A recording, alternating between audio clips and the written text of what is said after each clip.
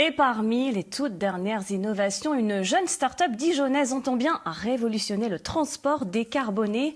L'entreprise Simon développe actuellement un bus à hydrogène qui pourra transporter à la fois des passagers et leurs véhicules.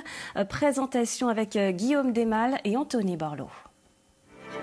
Il pourra transporter jusqu'à 20 passagers et embarquer dans le même temps leur voiture ou leur moto. Ce bus à hydrogène offrira aux voyageurs tout le confort nécessaire pour de longs trajets. À l'origine du projet, c'est deux jeunes entrepreneurs. L'idée est née il y a 7 ans au volant de leur voiture lors d'un retour de week-end dans le sud.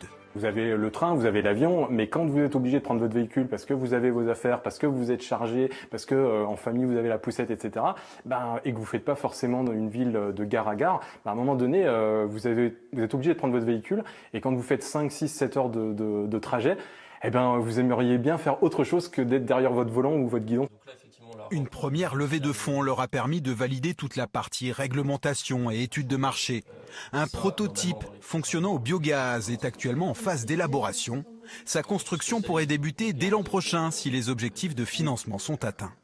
On a déjà réuni 400 000 € sur les 500 000 et il reste encore quelques semaines pour participer à l'aventure.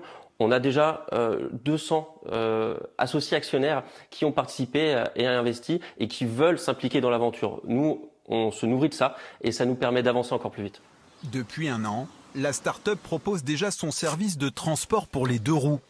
Si les 3 minibus ne roulent pas à l'hydrogène, le concept a déjà séduit plus de 500 motards.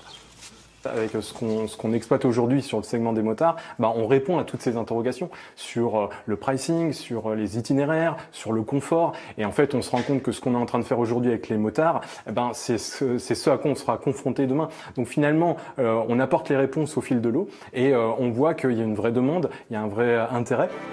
Lauréate d'un prix du Parlement européen et soutenue par la ville de Dijon,